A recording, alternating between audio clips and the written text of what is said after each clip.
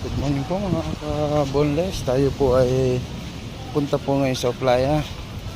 Tingnan po natin yun ang panahon ng ating ulan. Ang panahon po ngayon ng ating ulan ay panahon na medyo maulan pa rin po.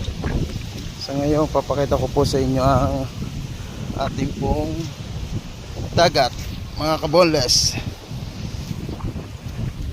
Ito po, tutuloy ko po ang aking pag-video. Pupunta po tayo sa tabing dagat. Kahanap po tayo ng madadaanan. Siksikan po ang ating daan. Yan. Kahit medyo muulan po.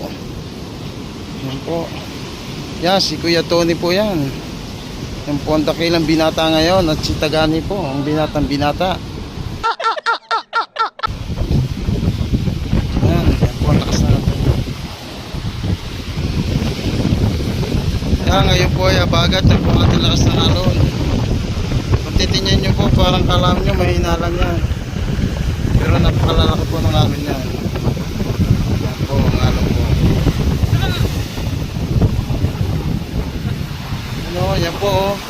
Unti-unti na po ulit nakabot ang bahay ni Nakardo. Yan. Ang lakas po yan. Ulan po, kaya hindi po ako masyado makalapit sa dagat. Tapos po ang ulan.